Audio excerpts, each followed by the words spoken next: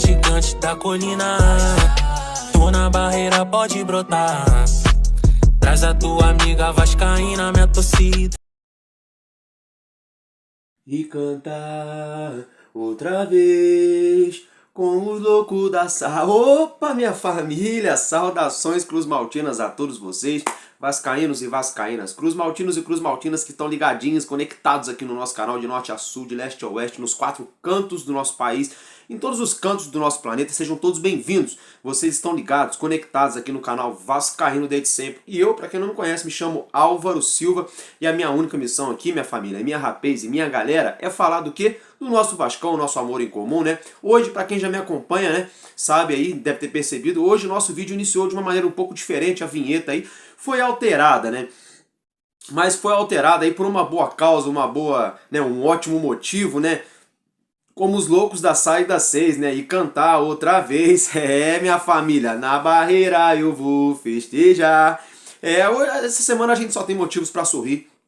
Realmente, há muitos anos o nosso Vasco não fazia coisas tão lindas assim em sequência, né? A gente venceu o Fluminense após um grande jogo, né? Pelo placar de 4-2, numa ótima partida no famoso tapetinho do estádio do Botafogo. Aí recebemos o nosso torcedor novamente em São Januário, após quase 3 meses aí com portões fechados ao público. E aí a festa, né? Simplesmente o caldeirão ferveu, né? Minha família, a gente empurrou 5-1 no Curitiba e agora aí a gente está aí classificado, entre aspas, para a próxima semifinal, né, família? A gente já passou as oitavas quando a gente ganhou do Fluminense, passamos as quartas de finais quando vencemos aí o Curitiba, agora nós estamos indo aí às semifinais até lá Belo Horizonte para enfrentar o América. E a final, né, se a gente ganhar do América, a grande final vai ser contra o Santos, né, galera? Brincadeiras à parte, né, eu tô falando assim para quem tá chegando agora, né, pra quem tá pegando o bonde andando, eu tô falando brincando assim, porque eu classifiquei os próximos 5 jogos do Vasco da Gama como grandes finais, né, a partir do jogo contra o Fluminense, da minha família. Então já foram 2 finais, ainda faltam 3 aí, a América, falta o Santos e o São Paulo, né, galera? Obviamente que depois tem o Mulambo da Gávea, tem o Fortaleza também, mas aí já acaba sendo aí um outro ciclo. Minha família, é o seguinte, antes de eu estar dando início aí aos assuntos que diretamente ligados ao Vasco, eu vou trazer uma notícia que eu trouxe para vocês anteontem, né? Saiu a notícia anteontem de que Bruno Henrique, né? Isso mesmo, atacante ali do Mulambo da Gávea, né? Que joga ali no Flamengo. Enfim, fato é que o contrato dele estaria terminando lá no Flamengo. E saiu aí rumores, né? De que o Vasco da Gama e o Fluminense estariam, né? Interessados, de olho, né? No atleta. Eu até levantei essa questão aqui no canal, perguntei se alguém era a favor ou contra. Enfim, fato é que o staff, o empresário dele veio a público agora, né? E informou, mencionou, né? Alegou a seguinte narrativa. Ele alega que Bruno Henrique não vai entrar em negociações nem com o Vasco da Gama, nem com o Fluminense, né? Ele ainda alegou que teriam 2 clubes que estariam ali de olho, estariam no páreo para contratar aí o atleta de lado de campo. Seria aí o Internacional de Porto Alegre e o Palmeiras, né? E ele ainda lembrou que o Flamengo pode tentar também aí, né? O Flamengo quer renovar com ele e o Flamengo vai tentar, obviamente, essa renovação. Eu, sinceramente, vou dar meu parecer para vocês, família. Eu acho o Bruno Henrique um ótimo jogador de boca fechada. Porque quando ele abriu a boca, ele falou muita bobagem, muita bobagem. E eu acho que ele também acha isso, que ele não cairia bem aqui no Vasco, ele teria que mudar muita coisa que ele falou.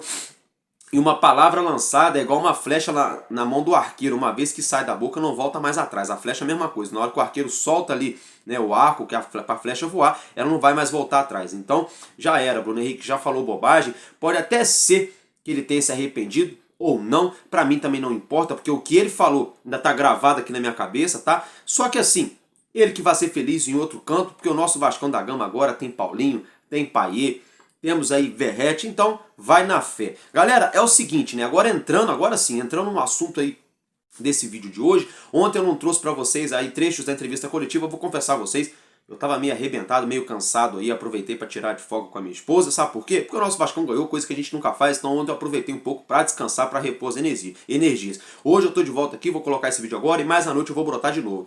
É o seguinte, minha família, Dom Ramon, nosso treinador Ramon Dias, fez uma postagem para colocar no seu story, em sua rede social, aonde? No nosso caldeirão, como você já pode acompanhar a foto aí na tela, né? Ele ainda escreveu ali em espanhol, né? Feliz em voltar ao belíssimo estádio com os amores da minha vida, né? Aí, como vocês podem contemplar nessa foto, nessa imagem, tem 3 gerações aí do ramonismo, né, galera? Tem o próprio Ramon Dias, tem o Emiliano Dias, o seu filho, e os seus 2 netos, né? Então, 3 gerações aí do ramonismo, né? Parabéns pela família aí, Dom Ramon, que Deus abençoe, ilumine, né? Cada dia mais aí a sua família e que você continue aí sendo feliz, né? No nosso Vascão da Gama como treinador do nosso Cruz Maltino.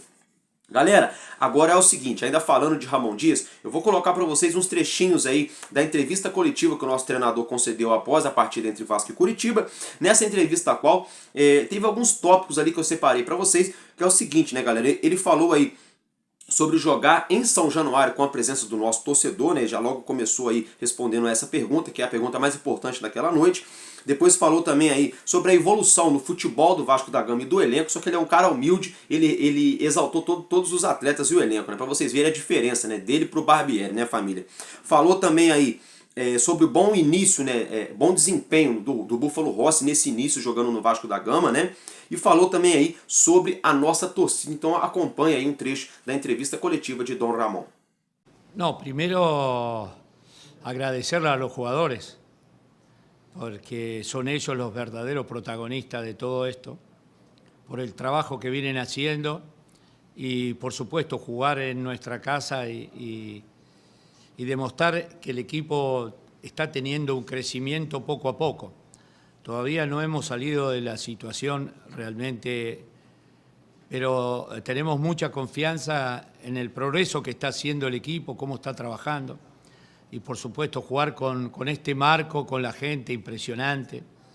A mí ya me había tocado vivir hace muchos años y no cambió, cada vez está mejor, cada vez es más difícil jugar en este estadio. Por eso nosotros queríamos que Vasco juegue realmente en su estadio, para demostrarle a todo el fútbol brasilero que acá va a ser muy difícil para todos. Para nosotros también, estamos contentos con los jugadores, con la gente. El apoyo de todo hace que el equipo tenga ese espíritu, esa actitud, y eso es muy agradable para nosotros que estamos afuera, porque nosotros también estamos afuera, y ver el equipo que tiene esa agresividad, ese ritmo, ese juego. Creo que los jugadores hicieron un gran partido, contento por eso, porque los jugadores hicieron un gran partido. Que disfruten este momento, no hay que relajarse, porque no hemos salido de la situación, pero estamos contentos porque estamos en un buen camino que vamos a seguir compitiendo. No solo nosotros, sino todo el mundo está ayudando a que Vasco siga creciendo. Los jugadores son los verdaderos protagonistas, porque a nivel grupal todos están competitivos, compiten entre ellos, todos quieren jugar. Nosotros solamente acompañamos al equipo a que tenga un funcionamiento, que tenga una actitud. Hoy se notó un equipo que va a competir hasta el final y, por supuesto, con toda la gente, con todo ese apoyo, vamos a luchar hasta el final. Así que estamos muy felices por todos. Ve que va a ser un estadio lleno, imponente en todos lados que vamos a jugar, y eso es una alegría para los jugadores, para el club, para ellos mismos, para todos. Así que vamos a seguir, esperemos que sigamos creciendo. Estamos muy contentos, muy felices. Y felices gracias a la gente por cómo nos acompañó. No, todos los jugadores, hay una competencia que todos quieren jugar y están teniendo un crecimiento alto de buen nivel. Estamos utilizando en cada partido, en cada situación, el equipo que va a jugar. Tenemos que el equipo de mitad de cancha para adelante está creciendo, está teniendo un buen ritmo, tiene buena dinámica, buena presión. No solo Rossi, sino todos, creo que todo el grupo a nivel está muy consciente de la situación que estamos viviendo, y tenemos que seguir progresando, seguir compitiendo. Vienen partidos muy duros en el futuro, así que necesitamos sacar puntos. Pero estamos contentos porque todos están teniendo un rendimiento alto y hay mucha competencia entre ellos para poder jugar. Y eso es lo que más me gusta. Sí, es muy difícil jugar acá en Vasco. Me ha tocado venir a jugar y realmente la presión que existe, que hace la gente, es muy fuerte. y es un club grande. Vasco no es un equipo pequeño, es un equipo grande, un club grande, tiene una historia, tiene mucha historia, y al tener mucha historia entonces tenemos que defenderlo. Tiene que defender la gente, el público, los dirigentes, hay que defenderlo. Y por supuesto, me parece que para mi punto de vista necesitamos un estadio más grande, porque tiene tantos hinchas, pero estamos felices porque este estadio es muy difícil venir a jugar. Y esperemos que podamos seguir consiguiendo puntos y salir de una situación que actualmente es bastante difícil, y esperamos poder salir lo más rápido posible. Pero estamos re felices con la gente, con el estadio, con los jugadores, cómo están trabajando, lo que están haciendo. Están muy comprometidos con el proyecto y entonces eso resulta más fácil para todos. Así que contento, que la gente disfrute este momento, pero no salimos, tenemos que salir. Tenemos que seguir saliendo, seguir trabajando, seguir mentalizándonos, pensando en que falta mucho para seguir trabajando, pero estamos bien, estamos en un buen camino, estamos contentos. É isso aí, né, minha família? Ó, eu já falei e vou falar de novo. Eu tô louco pra comprar uma camisa nova do Vascão e meter atrás Ramon Dias, ou Dom Ramon, e número 10, porque ele é o craque, na minha opinião. Ele é a maior contratação do Vasco da Gama feita para essa temporada. Galera, agora mudando de assunto, Luiz Roberto Levenciano, como eu já mencionei a vocês outro dia, ele que vai vir candidato à presidência do Vasco da Gama, eleições agora que vão ocorrer no dia 11 de novembro, né? Dia 11, enfim, vão acontecer em novembro, né? Peço até perdão a vocês pela data, mas eu tenho certeza que vai ser em novembro. Fato é que ele anunciou aí, minha família, o apoio, né? Ou seja, ele está recebendo o apoio na sua campanha, na sua candidatura das torcidas organizadas do Vasco da Gama, que são a Ira Jovem, né? Os Dinossauros da Força Jovem, né? Da TOV, né? A torcida organizada Vasco. Então essas torcidas aí estariam aí apoiando, né? A campanha, a candidatura de Luiz Roberto Levenciano ao pleito nessas próximas eleições. Não fica só por aí, né, minha família? Concorrente a ele aí, o outro candidato, que seria o candidato da situação à presidência do nosso Vasco, vem aí o Júlio Brandt, né? Como vocês já sabem, enfim. Júlio Brandt também, no dia de hoje, né, anunciou aí o apoio, né, galera?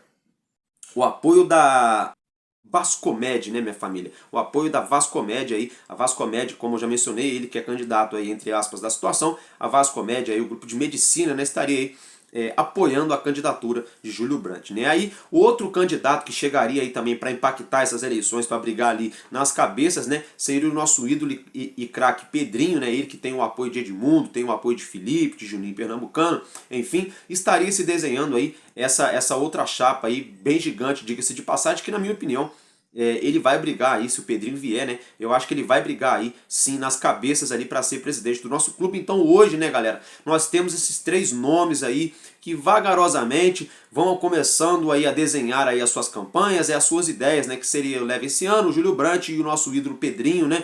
Enfim, lembrando, galera, que eu só venho aqui para trazer para vocês a título de informação. Não estou fazendo campanha política para ninguém, até porque eu sou Vasco da Gama. Então, para mim, indifere. Eu só não quero que ninguém que entre na gestão do nosso clube faça mais lambança, né, afundando o nosso clube, porque a gente não merece isso. Do contrário, se tratar bem o meu Vasco, vai ter meu carinho. A mesma coisa aquele pai, aquela mãe, né? Se você trata bem o filho, o pai e a mãe já gostam de você de graça, a mesma coisa, eu penso assim, se tratar bem o meu Vascão, aí eu começo a gostar. Se tratar mal o meu Vascão, não tem Cristo que resolva, né, família? Agora, mudando de assunto, minha galera, é o seguinte, o nosso meia, né, o nosso motorzinho aí, como eu já venho dando ênfase para ele já há alguns dias, e nada mais do que merecido, que é o nosso Paulinho Paula, chegou e surpreendeu muito positivamente, diga-se de passagem, vem atuando muito bem.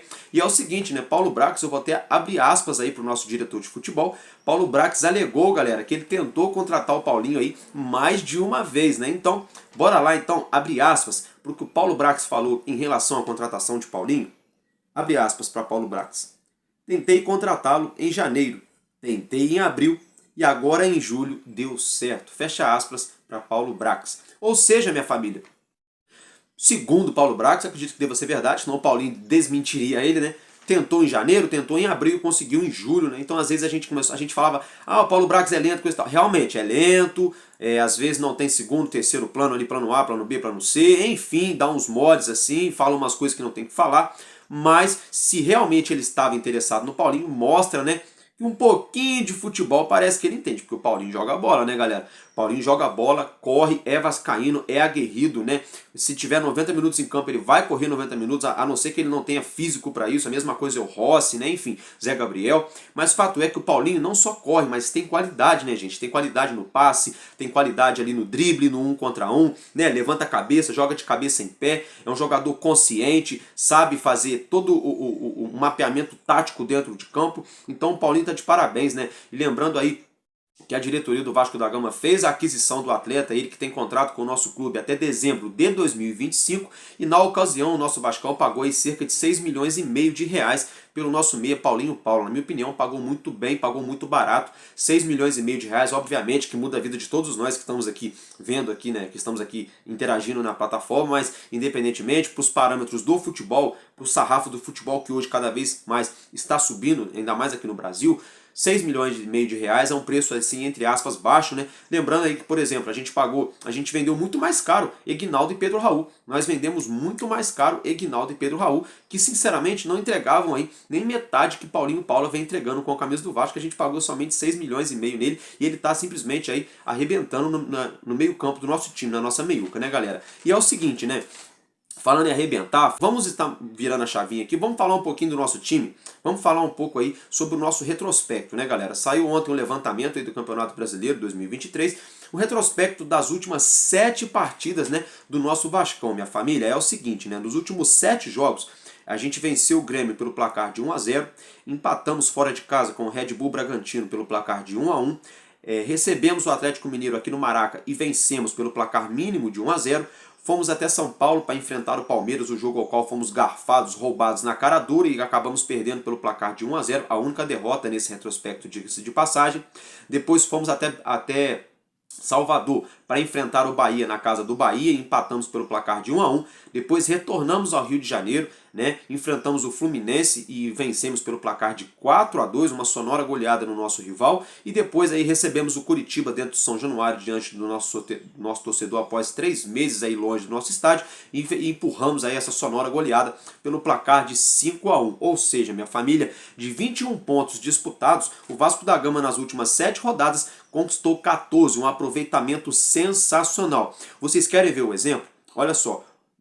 Da parte de baixo, né, os 10 colocados aí da parte de baixo da tabela, começando pelo 11º, que é o Cuiabá. Cuiabá somou aí, galera, nas últimas 7 partidas, 7 pontos, ou seja, uma média de 1 ponto apenas por jogo. O Cruzeiro, menos ainda, 6 pontos. E isso aí se deve a Zé Ricardo. Se não fosse ele, teria pontuado menos, né? Zé Ricardo que chegou e deu uma organizadinha lá, deu aquele fato novo no Cruzeiro. Eles conseguiram somar esses 6 pontos. O Internacional, galera, que é o 13º colocado, fez apenas 6 pontos aí desses 21 disputados, né, galera? O São Paulo, então, meu Deus, o São Paulo é o 14º colocado, vem no Brasileirão, vem descendo ladeira abaixo, embora eles vão disputar amanhã aí a grande final da Copa do Brasil com o Mulambo da Gávea, inclusive eles até saíram na frente, né, no primeiro jogo ali pelo 1-0 com o gol do Caleri. Fato é que no Campeonato Brasileiro eles vêm decepcionando e decepcionando muito, sobretudo há muito tempo sem vencer jogando dentro de casa, né, galera? Então, aí o 15º colocado, que é o Goiás, nas últimas 7 rodadas fez 10 pontos. Galera, é o seguinte, os times da parte de baixo da tabela estão piscando farol pedindo passagem, e os times do meio da tabela estão estacionados ou estão caindo ladeira abaixo, ou seja, o nosso campeonato está muito competitivo essa temporada, galera.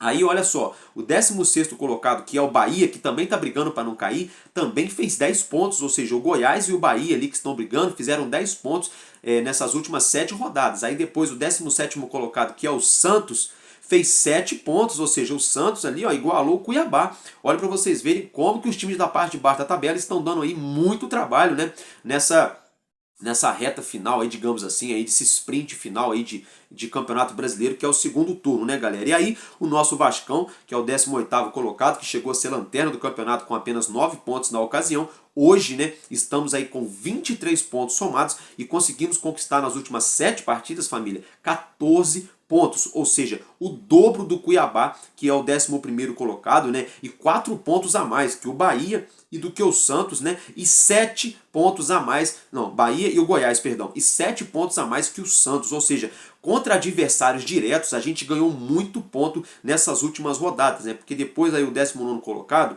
que é o América Mineiro, conquistou 7 pontos, ou seja, metade apenas do que a gente conquistou nas últimas 7 partidas. E o Curitiba não conquistou nada, ou seja, nós em relação ao Curitiba nas últimas 7 rodadas abrimos 14 pontos de vantagem.